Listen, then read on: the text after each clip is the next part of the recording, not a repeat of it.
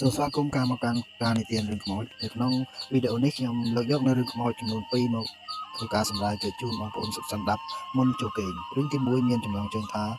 ខ្មោចឈួតតណ្ហារឿងទី2មានចំណងជើងថាតាខ្មោចនាងដានីខ្មោចឈួតតណ្ហាកាលពីឆ្នាំ1990ពេលនោះនាងខ្ញុំបានធ្វើការនៅក្នុងក្រុមហ៊ុនបារាំងមួយនាងខ្ញុំជាបុគ្គលិកបម្រើការនៅក្នុងការិយាល័យផ្ទះដែលនាងខ្ញុំស្នាក់នៅចំកណ្ដាលរបស់ក្រុមហ៊ុននោះជាផ្ទះឈើ2ខ្នងមានបរិវេណធំទូលាយព្រមទាំងមានដើមឈើនៅជុំវិញផ្ទះគួរឲ្យចង់រស់នៅជាន់ក្រោមគេបានរៀបចំធ្វើជាការិយាល័យការងារចំណែកនៅជាន់លើជាកន្លែងសម្រាប់មានបន្ទប់ទាំងអស់ចំនួន5បន្ទប់ធំជាងគេជាបន្ទប់របស់លោកអនុប្រធានដោយសាររស់នៅមានបន្ទប់ទំនេរនៅឡើយលោកអនុប្រធានក៏អនុញ្ញាតឲ្យនាងខ្ញុំសម្រាកនៅកន្លែងធ្វើការដែរព្រោះយល់ថាផ្ទះរបស់នាងខ្ញុំនៅឆ្ងាយពីជាងគេរាល់ថ្ងៃសម្រាកផ្ទះនេះតែងតែស្ងាត់ព្រោះនៅចាំកន្លែងតែនាងខ្ញុំនិងចុងភៅ2នាក់ទៀតតែប៉ុណ្ណោះបន្ទប់សល់2ទៀតនៅជាប់គ្នាហើយនៅចំពីមុខទ្វាររបងផ្ទះផង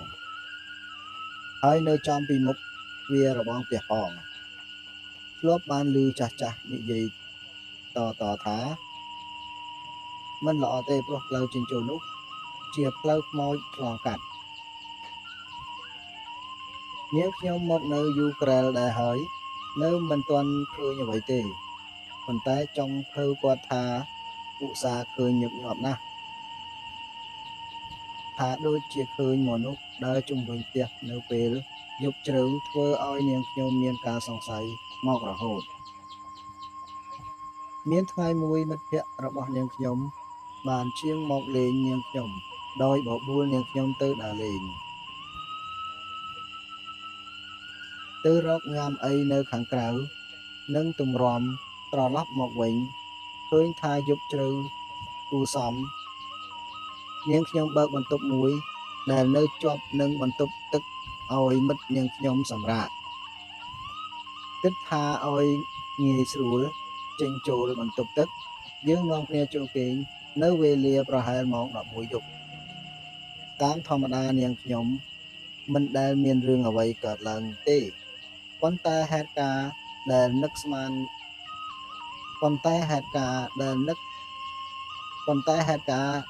កគិតមិនដល់នោះត្រឡប់ជាកើតឡើងជាមួយមិត្តរបស់នាងខ្ញុំទៅវិញមិត្តនាងខ្ញុំនិយាយឲ្យស្ដាប់ថាពេលនាងចូលបន្ទប់ត្រៀមខ្លួននឹងដេកនោះនាងមានអារម្មណ៍ថាដូចជាមានមនុស្សមកសម្លឹងនាងគ្រប់ពេលវេលាក្រោយមកពេលនាងទម្លាក់ខ្លួនគេងនាងក៏ឃើញបុរសម្នាក់ដើរទម្លុះទ្វារចូលមកទាំងទ្វារនៅបិទយ៉ាងជិតឈឹងនាងក៏ភ័យណាស់ប្រញាប់ស្រែកហៅនាងខ្ញុំប៉ុន្តែនាងស្រែកមិនរួចសូម្បីតែកម្រើកខ្លួនក្រោកឡើងក៏ឡើងមិនរួចផងបុរសម្នាក់នោះបានដើរមកនាងនៅក្រែគេងនៅខណៈនោះនាងកំពុងតែដេកស្ងាបុរសម្នាក់នោះមកអង្គុយក្បែរនាងរួចហើយ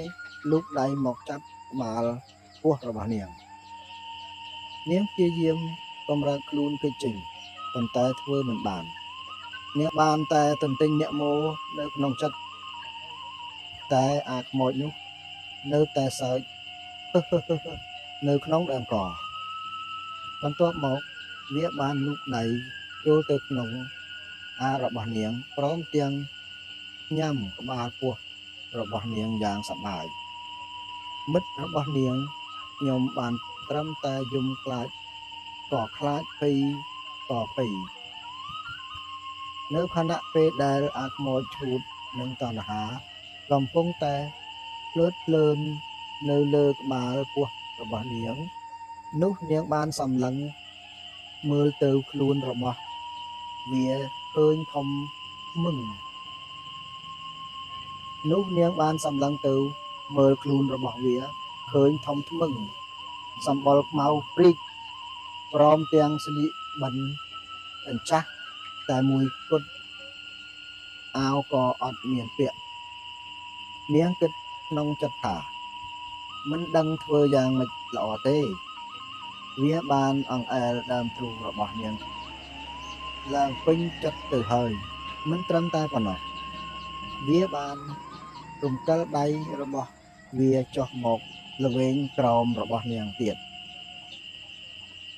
នាងសម្រេចចិត្តលើកដៃក្រានទ្រូងរបស់វាយ៉ាងខ្លាំងទៅទេចេះមានប្រយោជន៍ឡើយព្រោះវាដូចជានាងរុញចោលអាចប៉ះត្រូវរាងកាយរបស់វាឡើយពេលនោះវាបានទម្លាក់ខ្លួនត្រៀបពីលើរាងកាយរបស់នាងណែនស្ទើរដកដង្ហើមមិនចង់រួចចៃដន្យនាងបានឮសំឡេងមនុស្សចូលបន្ទប់ទឹកនាងយកជើងធាក់ជញ្ជាំងខ្លាំងពេញទំហឹងពេលនោះម៉ោងប្រហែល12អាធ្រាត្រនាងខ្ញុំមានអារម្មណ៍ឈឺពោះក៏ចូលទៅក្នុងបន្ទប់ទឹកនាងបានឮសំឡេងនាងធាក់វាលន់ក្តាំងនាងខ្ញុំបារម្ភក្រែងនាងមានរឿងអ្វីក៏គោះទ្វារបន្ទប់នាងហៅនាងតិចពេលបានឮសំឡេងគោះទ្វារអាខ្មោចនោះវាក៏បាត់ខ្លួនទៅពេលនាងបានរួចខ្លួនហើយនាងក៏ស្ទុះមកបើកទ្វារយ៉ាងប្រញាប់នាងខ្លាចញីញ័រនិយាយដាច់ប្រាប់រឿងរ៉ាវនេះដល់នាងខ្ញុំប្រាប់នាងខ្ញុំថាតាំងពីកើតមកមិនដែលបានជួបហេតុការណ៍ឈួតបែបនេះទេមិនដឹងជាខ្មោចមកយកអីងាប់ទៅហើយនៅតែចង់រួមពេទ្យទៀតបាសជាក្រមុំពោះធំអត់ប្តីគ្រប់គ្នាជាមិនខាន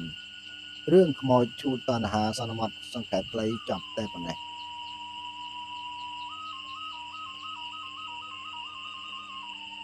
សូមស្វាគមន៍មកកាន់ការនិទានរឿងខ្មោចរឿងខ្មោចនាងដានី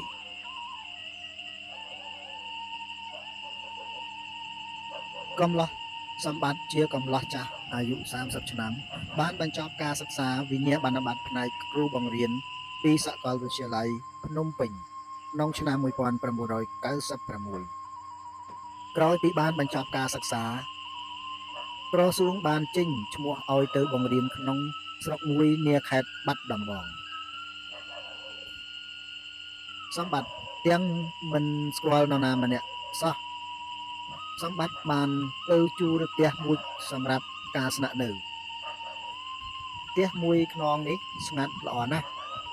ជាផ្ទះរបស់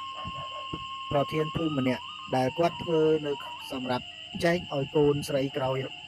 ពេលរៀបការជាមួយនឹងបុរសអ្នកជំនួញម្នាក់ប៉ុន្តែត្រូវបានខកបំណងទៅវិញដោយសារតែកំឡោះអ្នកជំនួញនោះបានទៅរៀបការជាមួយនឹងកូនក្រមុំអ្នកស៊ីមរៀបបាត់ទៅដូច្នេះហើយផ្ទះមួយខ្នងនេះនៅទំនេរជារៀងរហូតមកគាត់ជូននឹងសម្បត្តិរកជួលផ្ទះនៅផងលោកប្រធានភូមិក៏យល់ព្រមជួលឲ្យក្នុងតម្លៃថោកបំផុតសម្បត្តិមកនៅផ្ទះថ្មីនេះ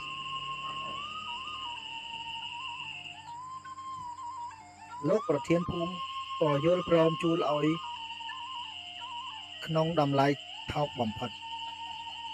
សម្បត្តិក៏យល់ព្រមហើយមកនៅផ្ទះថ្មីនេះជាផ្ទះទោលមួយខ្នងពុតដាច់ស្រយាលដែលនៅកណ្ដាលចំការជែក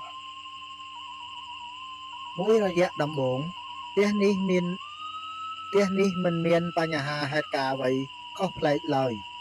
អាចនិយាយបានថា សម្បត្តិរស់នៅយ៉ាងមានសេចក្តីសុខគ្រប់ប្រការថ្ងៃមួយក្រោយពីងូតទឹកញ៉ាំបាយរួចរាល់អស់ហើយម៉ោងប្រហែល 7 យប់សម្បត្តិចេញមកអង្គុយយកខ្យល់អាកាសនៅលើរានហាលពីមុខផ្ទះដោយបង្ហើរអារម្មណ៍អណ្ដែតអណ្ដូងស្ងាត់ម្នាក់ឯងនោះ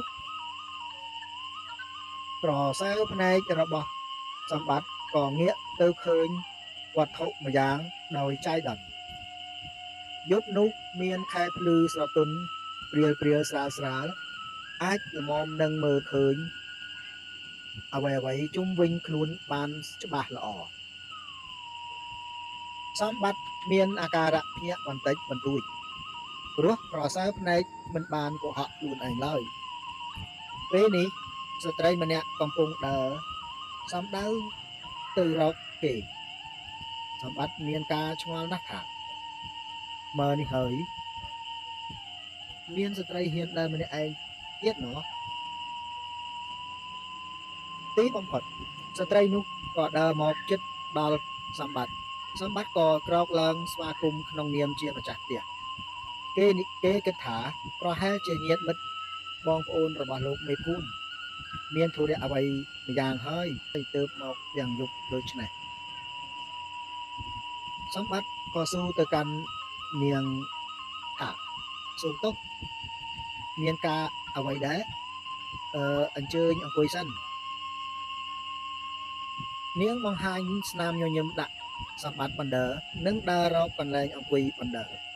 ពេលបានកន្លែងអង្គុយក្បែរគ្នាក្រោមពន្លឺព្រះច័ន្ទដ៏ភ្លឺនោះគេអាចប្រាប់ខ្លួនឯងបានថាស្រីម្នាក់នេះស្អាតនិងមានមុនស្នេហ៍ណាស់ស្អាតទាំងមុខស្អាតទាំងរូបរាងរហូតស្ទើរនឹងរកស្រីណាមកប្រៀបបានដូចគ្នាសម្បត្តិក៏សួរទៅកាន់នារីនោះថាអ្នកនាងជាអ្នកណាបាទ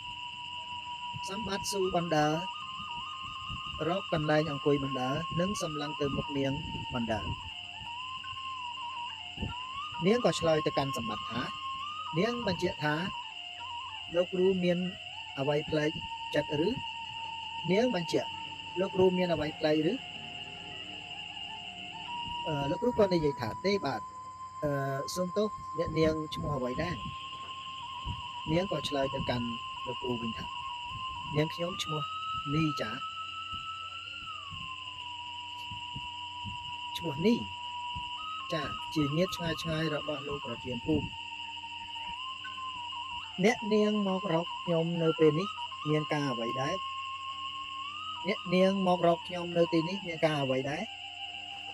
នាងតានីក៏ឆ្លើយនាងបង្ហាញស្នាមញញឹមបណ្ដើឆ្លើយតបបណ្ដើថានាងខ្ញុំសូមនៅសម្រាប់មួយយប់ជាមួយនឹងលោកគ្រូបានទេពាក្យសំណូមពររបស់នាងធ្វើឲ្យសម្បត្តិត្រូវប្រញាប់បដិសេធភ្លាមអូមិនបានទេអ្នកនាងជាស្ត្រីហើយខ្ញុំជាបុរសយើងប្រកាសជាដេកជាមួយគ្នាពីរនាក់មិនបានទេម្យ៉ាងទៀតបើលោកប្រធានភូមិដឹងគាត់ច្បាស់ជាក្តៅក្រហាយចិត្តមិនខានលោកប្រធានភូមិប្រកាសជាមិនដឹងទេថានាងតានីក៏តបលោកប្រធានភូមិមិនប្រកាសជាដឹងទេចាទោះ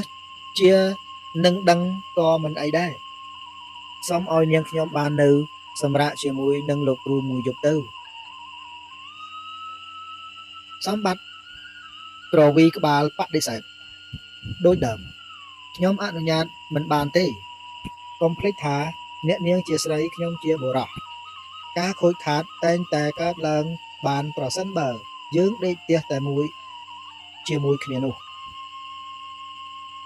សូមឲ្យឈប់មានគំនិតដូចនេះហើយត្រឡប់ទៅផ្ទះវិញទៅល្អជាងតានីក៏តបទៅលោកគ្រូថាលោកគ្រូស្អប់ខ្ពើមព្រោះតែនាងខ្ញុំមិនស្អាតឬលោកគ្រូសម្បត្តិក៏តបទេមិនមែនអញ្ចឹងទេ តែជារឿងខូចខាតបាត់បង់ដែលយើងត្រូវទទួលទាំងពីរនាក់សម្បត្តិឆ្លើយដោយស្មោះសរនិងសរសើរថាអ្នកនាងពិតជាស្អាតណាស់ប្រសិនបើទៅប្រកួតបវរកញ្ញាប្រកាសជាជាប់មិនខាននាងតានីក៏ញញឹមម្ដងទៀតកាលពីឆ្នាំមុនលោកប្រធានភូមិធ្លាប់បញ្ជូននាងខ្ញុំទៅប្រកួតធីតាកសិកម្មគឺនាងខ្ញុំបានទទួលតំណែងឈ្នះដាច់គេទៅហើយសម្បត្តិលន់មាត់មែនឬបាទនាងតានីក៏ឆ្លើយថាចាអនុញ្ញាតឲ្យនាងខ្ញុំដេកនៅទីនេះមួយយប់ផងទៅណាចប់សម្ដីរបស់នាងម្ដងនេះសម្បត្តិមានការភ្ញាក់ផ្អើលបន្តិចបន្តួចព្រោះពេលនេះគេឮសូរសំឡេងឆ្កែលូសម្បត្តិមានចិត្តខ្វល់ខ្វាយជាងធម្មតាអ្នកនាងត្រឡប់ទៅវិញទៅល្អជាងកុំជឿខ្ញុំចោះនៅពេលសម្ដីបដិសេធចុងក្រោយរបស់សម្បត្តិបញ្ចប់ទៅនាងក៏ប្រញាប់ចុះទៅវិញភ្លាមនាងខ្ញុំសូមសរសើរលោកគ្រូថាជាបុរសដែលមានចិត្តរឹងមាំបំផុតហើយចុះបើមិនពេញចិត្តឲ្យនាងខ្ញុំដេកជាមួយនាងខ្ញុំសូមលាសិនហើយនិយាយចប់នាងក៏ឈានជើងដើរចេញទៅបាត់ក្នុងចំណោមគុំចេកដ៏ក្រាស់ខ្មឹកព្រឹកស្អែកឡើងសម្បត្តិប្រញាប់ទៅជួបលោកប្រធានភូមិដែលជាម្ចាស់ផ្ទះហើយក៏សួរថាលោកប្រធានភូមិមានកូនក្មួយឈ្មោះនីទេនាងថានាងជាសាច់ញាតិមិត្តជិតឆ្ងាយរបស់លោកប្រធានភូមិក៏តបទៅកាន់សម្បត្តិទេខ្ញុំគ្មានទេហេតុអីទៅលោកគ្រូសម្បត្តិនិយាយហេតុការណ៍ដែលកើតឡើងនោះឲ្យលោកប្រធានភូមិស្ដាប់យ៉ាងលម្អិតនាងថែមទាំងបានប្រាប់ថាលោកប្រធានភូមិធ្លាប់បានបញ្ជូននាងឲ្យទៅប្រកួតធីតាកសិកម្មកាលពីឆ្នាំកន្លងទៅនិងបានតំណែងឈ្នះដាច់នារីដទៃទៀតផងលោកប្រធានភូមិសើចឡើងសម្បត្តិឆ្ងល់ក៏ស៊ូបញ្ជាក់បានសេចក្តីថាយ៉ាងម៉េចលោកប្រធានភូមិឈប់សិនខ្ញុំត្រូវស៊ូលោកគ្រូសិនបាទយ៉ាងម៉េចស្រីដែលមកជួបលោកគ្រូនោះតែងខ្លួនយ៉ាងម៉េចបាទលោកប្រធានភូមិស្លៀកសម្លៀកបំពាក់ចងក្បិននិងដណ្ដប់ស្បៃពាក់ឈីងមានផ្កាពណ៌សសៀតនៅលើត្រចៀកទៀតផងមែនទេលោកគ្រូបាទមែនហើយលោកប្រធានភូមិគេមកជួបនឹងលោកគ្រូនិយាយថាយ៉ាងម៉េចខ្លះបាទលោកប្រធានភូមិនាងប្រាប់ថានាងជាញាតិជិតឆ្ងាយរបស់លោកប្រធានភូមិលោកប្រធានភូមិធ្លាប់បញ្ជូននាងទៅប្រកួតធីតាកសិកម្មនិងបានទទួលតំណែងឈ្នះដាច់គេនាងប្រាប់តែប៉ុណ្ណោះខ្លាចមានរឿងមិនល្អខ្ញុំក៏សូមនាំពរឲ្យនាងទៅវិញលោកគ្រូបានមើលទេថាតើនាងដើរទៅខាងណាលោកគ្រូក៏តបទៅលោកប្រធានភូមិថានាងដើរបាត់ចូលទៅក្នុងចំការជ័យទៅលោកប្រធានភូមិក៏ងក់ក្បាលកាលពីឆ្នាំកន្លងទៅខ្ញុំបានបញ្ជូនផ្លែឈើមួយប្រភេទចូលទៅប្រកួតក្នុងពិធីប្រចាំឆ្នាំរបស់ខេត្តនិងបានទទួលរង្វាន់ឈ្នះដាច់គេផ្លែឈើអីទៅលោកប្រធានភូមិចេកតានីសម្បត្តិព្រឺខ្លួននៅពេលលោកប្រធានភូមិប្រាប់ថាកំឡោះដែលមកនៅផ្ទះមួយខ្នងនេះតែងតែជួបនឹងស្រីក្រមុំតែងខ្លួនរបៀបបុរាណដូចដែលលោកគ្រូ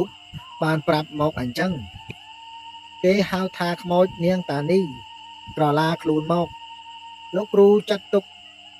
ថាជាបុរសចិត្តរឹងក្រាន់បើ ដែលមិនព្រមឲ្យនាងដេកជាមួយបើមិនអញ្ចឹងទេលោកគ្រូប្រាកដជាមានឱកាសបានមកនិយាយរឿងនេះឲ្យខ្ញុំស្ដាប់ទេរឿងម៉ោចនាងតានី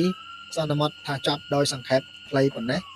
បងប្អូនទាំងអស់គ្នាចាំតាមដានស្ដាប់និងសន្តាប់នៅរឿងបន្តទៀតជម្រាបលាជួបគ្នានៅវីដេអូថ្មីទៀត